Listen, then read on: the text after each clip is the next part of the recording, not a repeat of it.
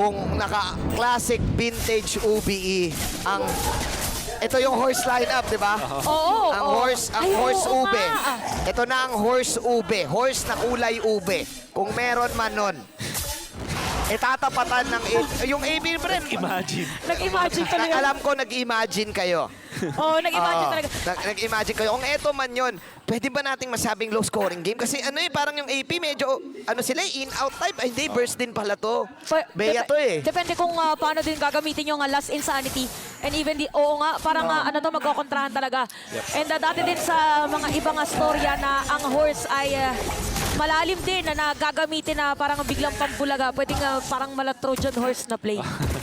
I'm curious kung ano yung inaisip nila dito with the export pick. Kasi parang meron na silang pang front eh. You already have the interesting na export pa rin yung pinili nila. Yeah. Whereas clearly, kailangan nila ng some sort of dive mula dun sa kanilang composition. Lapu-Lapu, kaso naman yung Yuzhong, yung mga ganong klaseng heroes. And ngayon, ito yung magiging problema ng AP Bren. Makikipagsabayan sila sa front to back ng Blacklist. Kumbaga, engage versus engage yung mapapansin natin. At alam natin, Blacklist yung mas malakas mga ganong moments. Oo, kasi meron silang Netherrealm eh. Oo. Oo, mas maging matagal sila sa teamfight. So ito yung sinasabi naman, Jin, na baka mamaya puro teamfight pero walang mamamatay. Walang mangyayari. Oo, walang mangyayari. Parang ano lang, parang tutorial, kagaya nung mga ginagawa din ni Boss Elgin. Pwedeng pinapractice lang yung mga skill eh, no? Kasi like for example, you have the lineup para sa side ng AP Bren, Firaga Armor, Black Shoes. Ang pwede lang ma-instant dead dito ay si Super Marco eh, pero sobrang safe din naman kasi maglaro niyan. But we shall see. Ito yung vintage yung ginagawa ni Flap na flamethrower. Renny J naglalabas lang din ng mga Willow Whips. Habang nandun si Ogen, penalty zone kay Edward, magka-out si Kyle. Sino makuha ng unang retribution? Netherrealm! Sensui Instincts will take the retribution. Pero volado si Haji. Ito na yung counter go ng side ng Blacklist International. Pero kumakaunter din naman ang Bren. Walang na-dead sa AP Bren. Si Edward lang ang na-dead sa side ng Black. Nakita din natin doon si Fiona, halos wala ng buhay. So paano ba ang naging takedown ng Turtle dito? Again, yung front to back, yung mga engage versus engage, lamang talaga yung Blacklist. Unfortunately for Bren, Top lane yata sila pupunta. Ang ganda rin ng ginagawa ni Super Marco dito eh. Binabantayan niya si Oheb. Okay, nagkaikutan, Renny J. Star Helix will miss. Ganda ng flicker ng dalawa. Oo, sabay pa. Synchronized talaga na-dodge nila yung knock-up coming out from Renny J. More on a connection dito, pinapakita ng AP Bren sa yung Ghost Blacklist International. So for Game 1 and Game 2, disiplina ang pinaka-evident for both teams. At dahil nag-ibang pattern ng Blacklist, ngayon na naglalaro si Haji, nakikita natin na hindi ganon ka-aggressive pagdating doon sa objectives din ang AP Bren. Akala ko nga action-pack to eh, pero ano eh, in a way, utility. Utility talaga galawan. Cooldown ngayon ang flickers ni Ogwen at ni Super Marco. Eh, syempre, matagal nila pinapractice yung pagsabay, mga chemistry. Mapapansin mo, madalas mag-TikTok yung mga yan. Lalo-lalo na si Pandora. Kasama si Flap at si Ogwen. Ngayon, ginagawa, maging in-game. Ito, makikita natin na sinisimulan ulit ang Turtle objective. Makakaabot yata ang iba. Okay, Earth Shadow coming in. Pero mukhang fake lang muna to. Sabi ni Kyle, ako na lang muna makuha ng retribution. Ikot si Renny J, abangan siya. Renny J, tumatakbo. Yun yung sinasabi natin na walang magkakapatayan. Oo, tapos may bottom lane. Si Oheb, kukuha lang muna ulit ng outer turret energy shield. Ngayon na wala nagkakapatayan, sino ba talagang lamang? Sabi ko, sino ba talaga ang tunay na lamang? So kamang sipatan muna dito pagdating sa mga positioning. For 3 games in a row ay kontrolado ng AP Bren ng tempo. Susubok ngayon si Renny J. Yun yung divine judgment na meron si Sensui. Sabay pasok ngayon ng Stampede. Buhay pa, hindi pa. Merong immortality. Si Flap TZ. Saktong-sakto immortality para mabuhay si Kuya mo, Flap. At wala pa rin mangyayari doon sa may bottom lane kahit napakadami mga skills. Alam dito ng mga players at ng mga teams na importanteng gamitin lahat ng kanilang mga kit sa moment na yun. Ang daming ginastos ng Blacklist International doon. Ang daming resources para kay Flap. But then again, immortality yun. Kumbaga, tinanggalan nila ng 2,000 gold si Flap. sa Okay. gandang moment na to. Kasi nawala agad yung immortality at 6 minutes. Eto, papasok yata si Renny J. Pero feeling ko fake lang yan. Yung mga ganyan, yung mga lipad-lipad na ganyan na Matilda, huwag kang maniwala dyan. Next time, hindi na ako Oo. magpapadala. Huwag tayong kakabahan kung ikaw ay audience. Saktong kabado ka lang dapat. Yun, lalo na pag Matilda. Oo. Hindi mo kasi alam kung kailan lalanding eh. Oo. Abangan natin kung kailan ang totoong play. Kasi more on bait play pa lang ang nakikita natin para sa dalawang kupunan. Paniwaga objective na naman. Mauuna dito mga XP laners for both AP Bren Okay. and Blacklist. Mata sa mata, Ogwen and Edward actually lumipat na kay Flap Daisy. Flap Daisy, inaapo yan lang si Renny J. Renny J, fake na naman pa yan. Okay, bumalik si Renny J doon. Naglabas ng mga battery si Flap. Abangan na naman ngayon sa Turtle. Yung zone na ginagawa ni Flap dito will give Kyle the free Turtle. Nakita nyo kung gaano kabagal mag-clear yung Faramis, pati yung Akaja. Sobrang tagal bago nila makuha yung kill dun sa may gitna. Kaya hindi sila talaga nakapunta doon sa may turtle. Ito yung looming problem ng Blacklist International. Surely maganda yung engage nila. Pero when it comes to clear speed dun sa may mid lane, mabagal. So ngayon sinasabi mo, Wolf, na kung ikaw Blacklist International, gusto mo i-stretch yung laban hanggang umabot na kailangan talaga na kompleto doon sa mga teamfight na talagang 5v5? Tama. Yun talaga. And that means 3 items para dun sa ating Ixia. Sa ngayon, meron International, parang nag-group up din sila doon sa kanilang ubos strategy. Tatanong pa talaga si Renny J. Okay, ikot lang din. Okay, ikot lang din. Poke lang muna yan. Earth Shatter, labas-labas lang ng mga first skill. Tinitesting lang yung mga pagpindot. Walang magkakabatayan dyan. Huwag kang kakabahan. Oo. Oo. Dito ang patunay na minsan ang perfect na KDA ay walang kill na game. Even for AP Bren, sila din ay hindi. Wala. Oo. If ever man pa nagkataon na biglang manggugulat dito ang dalawang teams natin, kapag umabot na tayo ilang minutes, mga 16? Oo. Doon na lang magkakakill. Doon na lang magkakakill. Parang ano na lang to, paramihan na lang ng recall. Oo. Oo. Ano din disiplina. Dito natin talaga makikita ang disiplina. Yeah. Kinol ni Wolf eh. Sabi niya, ube laban sa semi-ube. Edi wala talaga. Ayan, nagbabanding din lang muna sila at makikita dito sa ating Lord Objective. ito na importante. Ito na yung importante. Kung may mamamatay man, Lord yun. Ito na yun. Oo. Oo. Dito pala magkakakitaan. Oo. Ito, kagaya Oh, niyan. ayan, nagkakita, no? Biruin mo, nag-conceal, tapos nagharapan lang si Renny J tsaka si Ogwen. Ang tindi talaga ng laban na to. Oo, tas after niyan, wala pa rin. Wala! Saiguan lang yan, wag na tayo magsalita. Kagaya niyan, Push lang. babalik natin ang mga buhay. Tore ang kalaban. Okay, kaya naman pala Oo. sa may madali makakasira ng Torre dito, AP Bren. Pwede yata dumiretso doon sa may taas, pero itutuloy pa rin at hindi pa rin nare-reset. Yung Lord, nababaliw na yung Lord. Atakihin nyo ako. Atakihin nyo ako. Nababad beats na yung Lord dito. Alin na ba talaga? Oo, sayang yung mga pinipindot nyo. Sayang yung attack button. Walang uma-attack. Ilang minutes na ba tayo dito? Parang hindi ko na mabilang. 10 minutes, puro joystick lang. Puro joystick lang ang mga pinipindot. Totoo na ata ang laban na to. Time Independence Zone, lumabas na. Nandoon, nagkupul-kupul na Blacklist International. Nako, meron si Fiona sa tatang gilid. Super Marco, lumatake. Pero ayan na, yung mga machine gun. Machine full gun barrage! si OM. Full barrage, flicker in. Anong konti pinipindot? Maraming pinindot. Si Kiel1. At ngayon nandun si Flap Daisy. At doon lumamang ang Blacklist International in terms of kills. Pero sino makakuha ng Lord? Walang iba, kundi ang Blacklist. Oheb Kiel1 with the damage output.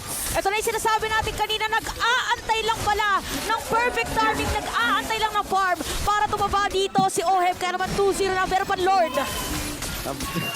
Sobrang explosive. Nung nakita nating bakbakan, dalawa lang yung namatay. Ganun lang kasimple para sa dalawang teams natin. And it's mainly because yung AP Bren, sinabi natin na wala sa kanilang advantage na nagkakaroon ng 5v5 engage. Kasi yung Blacklist, dun ginawa yung kanilang composition. Even more so, habang may flicker si Oheb, ito yung win condition para sa Blacklist. Wala kasing hero, yung AP Bren, na pwede pumersa dun sa flicker ni Oheb. At ang gagawin na lang dito, maghihintay lang ulit ng flicker ulti. Tapos, laban na ulit. Biglang diretso na naman, makakita na naman tayo ng pwedeng full barrage para dito sa Blacklist. Pero makikita natin na talagang all eyes muna ang AP Bren dito kay Oheb. Kailangan nilang pigilan si Kiel1. Kay Kiel1 ang bola. Napakatagal niyang hinintay itong moment na to prove the doubters wrong. At AP Bren, I agree with Wolf. The problem is, sinong uhuli?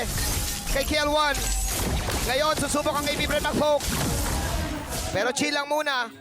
Again, wala kang panghuli, wala kang pang-backline. Kasi harapan yung lineup mo sa AP Bren. At saka ano dito, comment natin yung pinapakita lately na connection ni Rene J tsaka ni Oheb. Parang ano, isang araw pa talaga very... Ayan. Kaya na. Ayan. But yan, kay Rene J and Oheb, very effective yung kanilang pag-ikot at depensa. Dito kay Oheb. Wait. Subukan nila dito si Flap DC. Flap DC, that's insanity out view. Trying his best to get away, Black Shoes. Those are just pokes coming out from Blacklist. As the Blacklist will even the gold. Tignan mo, 27 na lang yung kalamaan. Tumabla na pala sa kanila. Oo, kumbaga, ito na yung mga time kung saan talaga magpapalitan lang at biglang ganda ang nangyayari ngayon para sa ating game. And even for them, nakaabang na lang dito sa may pili ko. Lord na ulit to eh.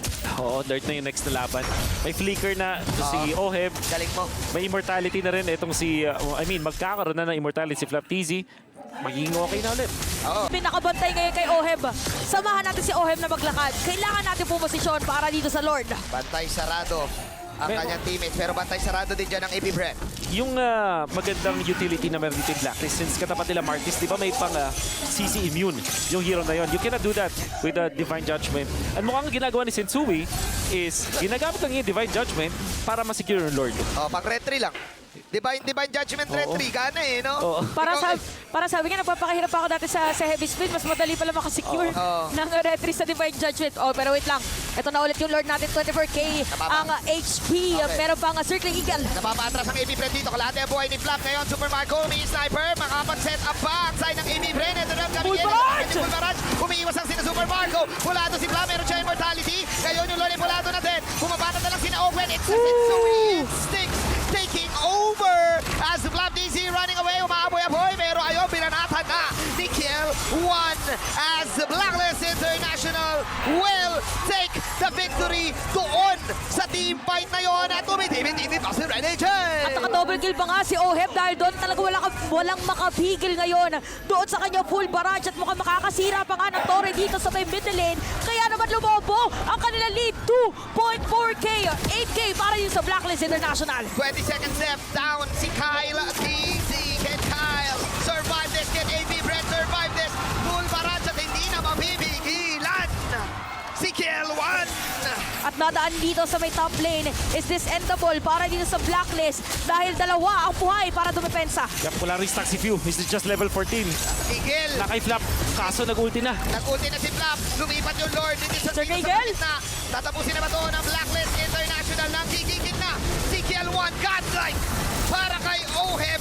Alam mo naman kapag nangigil si Oheb, ang daming nagaganap. At mukhang gusto nilang iganap ay ang pag-push nitong mid tower at pag-end ng game na ito. Susubukan na nila ngayon. Wala! Pero nakapag-depensa pa. Kaya pa bang depensahan ng idol ng mga Kings si View? View. Nilalabas sa mga glooms. View and Kyle DZ saving this game para sa B. At unti-unti na nga nabuhay dito ang mga dedepensa para sa APK. Ito yung mga klase ng mga gold lane na talagang tahimik lang sa gilid na Yeah. magpa-farm. Yeah. Tapos yung mga my turn moments, kaya Yeah. naman sila ngayon ang nagiging aggressive against AP Bren. I've been saying this since day number 1, yung body language ni Oheb, ni KL1 ay nagbago ngayong playoffs. Na sobrang iba sa regular season. Kaya naman ngayon, in the lead. Then again, commendable save from Kyle, TZ, and Few. Doon sa last few engagements, naitulak ata ni Kyle Yes. Yeah. lahat ng minions using the Mortal Coil. Mortal Coil. Nag-focus talaga sa minions yung AP Bren. Very difficult to do. Pero low na rin kasi doon si Oheb. But this time, punong-puno lahat ng resources na kailangan ng Blacklist. May Netherrealm, they have all the ultimates they needed. May flicker din itong si Oheb. And even Edward, meron siyang immortality. Whereas itong AP Bren, no immortality si Flap. Kakakuha ng immortality dito ni Ogwen. But they don't have the best resources to go up against Black. Kailangan nila ng milagro sa laban na to. Ito isa yata sa possible miracle play nila yung pwesto dito, by the way, sa may bottom lane. Pwede sila mag-conceal, no? Pwede silang gumawa ng play dito pero Blacklist International nakapwesto din. Pero immortality dito si Edward and even Sensui. Ito na may mga mahahabang Lord dance. But take note na makabala minion wave ng Blacklist International doon sa may top lane. Dinibate lang ng Blacklist. AP Bren.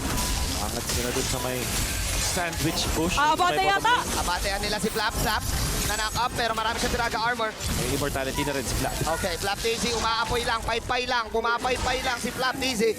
Oh, pay-pay lang muna, baka mapasok. Ang smart, ay hindi siya nag-immortality, nag-wither truncheon. Si Oheb. Ooh! Okay. Para if ever na mag-dive sa kanya. So sa last ni Sandy, Tingnan wait. natin, mahila na nagagawin. Mag-initiate ngayon ng Blacklist International pero chill lang daw. May nakap na gagawin ng Lord. May nakap sila kay pero nasa bandang likod. Sina Super Marco.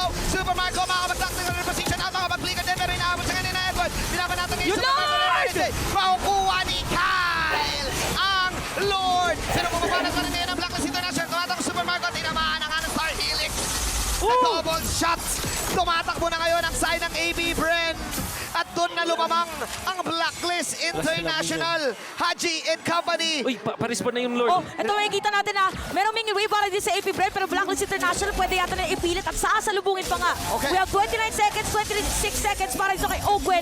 Ipipilit ba nila? Ipipilit ba ang tanong? May damage output pa rin si Ohe para doon sa Lord na to. 18 para kay Ogwen. 19 Ito na yung para bigawin sa kay middle Super lane. Marco. Blacklist International, they want to take this game. Full barrage sila Bas, pero legendary na. Si Kuya Mo Kel1. Let's see kung bibitaw na ba dito ang side ng EP Brand. As the Blacklist International will go for the wipeout. Haji Super Marco. ang answer. EP Brand, Super Marco is here. Makapal yata yung mingin wave sa may top lane. Meron siyang Bennett's range. Kaya-kaya niyang ipulong to. Bennett's range coming in. Tower lock! But it's not gonna be enough. As the Blacklist will take this game away. This winning moment is